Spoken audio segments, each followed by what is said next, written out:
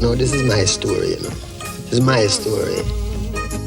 Time alone, oh, time will tell. You think you're in heaven, but you're living in hell. Some people got nothing. Some people got hopes and dreams.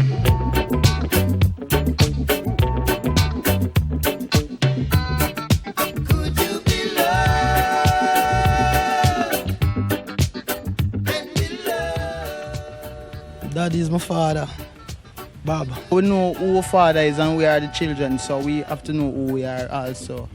We feel him all the time, especially in music, because that's where he comes, you know what I mean, music. He taught us a lot in the short time that he was here. Knowing that singing is not the only way to get your message across. There are other ways. Be one, don't have no racism and stuff like that. Just everybody as one people. He was a great man, that he did a lot of things for poor people and reggae music, and there'll never be another one like him, and he's a king of reggae music. I guess he was soft to me because when we did anything wrong, he'd look at Mom and say, Rita, you deal with them. He wouldn't hit us or anything. He'd just tell Mom to deal with us. We were I'd say like brothers. I felt he was a bigger brother to me and somewhat of a mentor, but not a mentor in the sense where you put him distant yourself from the mentor, but that he was smarter in some things, and we worked very good as friends, as brothers. We had a man, and we still have a man. As today, we have this record coming out, Songs of Freedom, which is evident that this man has no end. There's no end or no limits to what he can do. Bob, as well as all the early groups in Jamaica, were influenced by R&B groups from America. I know that he liked Marvin Gaye and Sam Cooke and The Temptations. Yeah, I'm a James Brown too.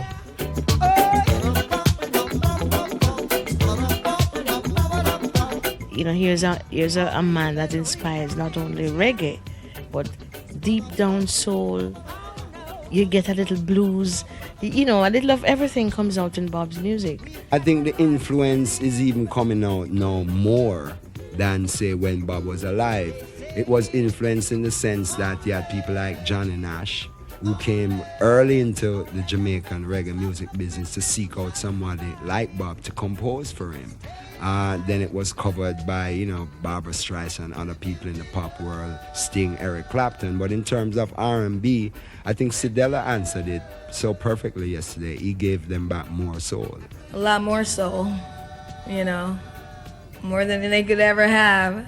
A lot of rap groups now respect Bob Marley and put him on the same level as Mandela, Malcolm X, Martin Luther King. He's now become a black hero, but during his time, the black audience was his most elusive audience. Long time, we no have no nice time.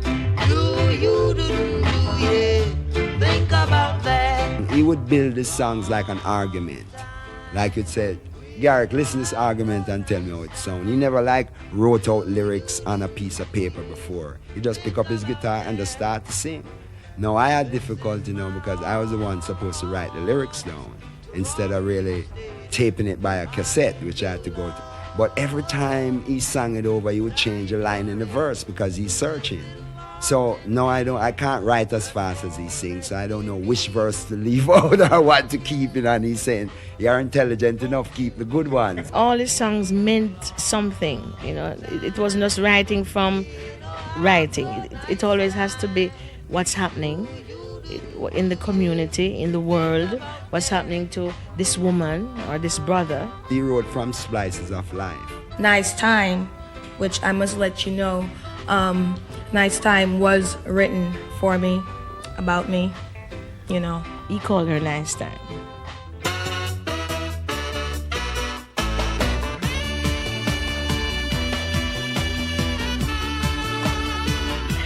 To be fair, all of them touch my heart. They bring tears to my eyes, they bring smiles to my lips, they make my heart go boom, boom, boom. I love all the sexy songs.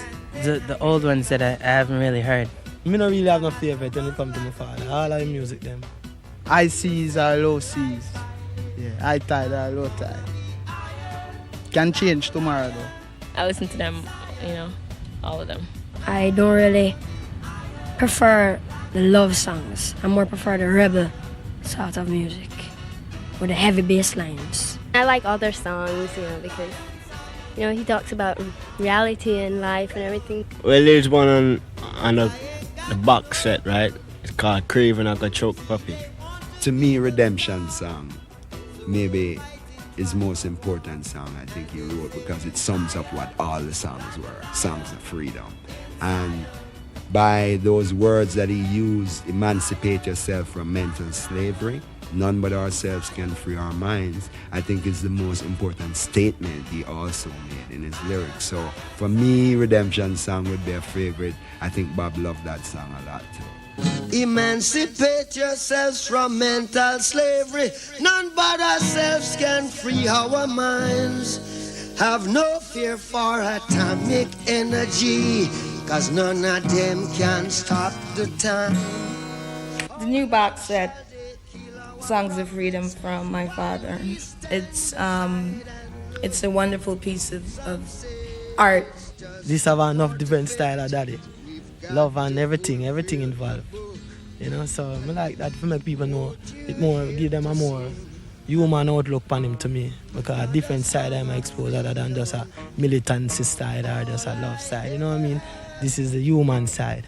Sometimes he sounds so almost like a little baby, and then other times he sounds like a roaring lion. Well, right now, as far as the box set, me like Iron Like a Lion in Zion. Yeah, I like that one because it modern to me. It's like the lyrics. It's like the lyrics, we can use it on the street today for one. It's a new talk what we can bring on the street. So I like that because it's fresh, it's, yeah. Iron like a lion in Zion. Iron like a lion in Zion.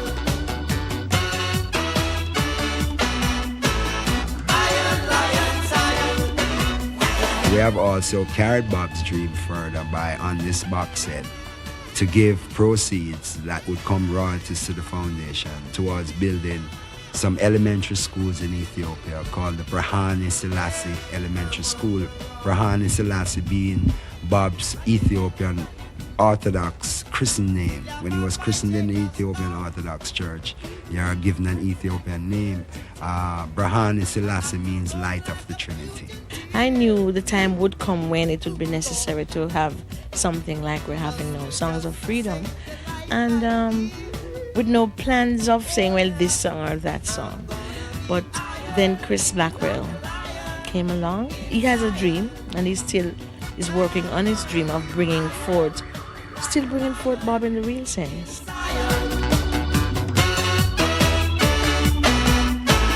A lot of people don't know that soccer was Bob Marley's second love. I think if he didn't choose music early, he would have wanted to become a professional soccer player. Sometimes we kick in some football and me just get the vibes and score some goals, you know what I mean? Like a lion in Zion. I would never give the power to a bald head. It was something that we never expect, and it was a shock, and we knew that they came to kill. But why? So for that reason, we never died, because we had no reason to die. Think you're in heaven, but you're living in hell. People would ask him how you feel about reggae music, and would answer it by saying, I think it will get bigger and bigger and bigger until it reaches rightful people. Reggae music is a people music, reggae music is news.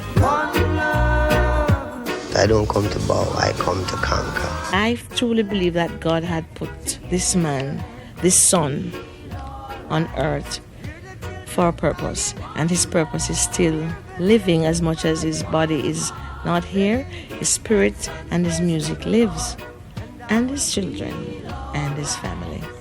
He's regarded as a king worldwide. A real prophet, not a false prophet, a true prophet. People feel good about my father, man. I mean, everyone.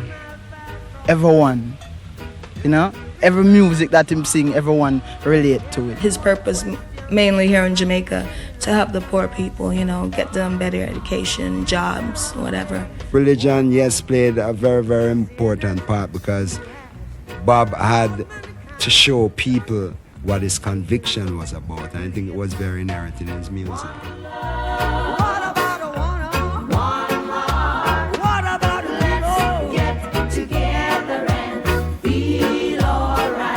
He had a strong determination to prove that good overcomes evil. You know, that small people must get big. I just miss him, I guess. I miss him, and I wonder what would it be like if he was here. I think what he's trying to say, he's still saying. And that's one love, you know, one heart. Let's get together and feel all right. I mean, I sang it in Bermuda Saturday night, and the people, we had about 8,000 people singing one love, one heart, yellow, black, and white, Japanese, Indian, you name it. Everyone was saying one love, one heart. Let's get. So, I mean, even that for an anthem, a world anthem, is right.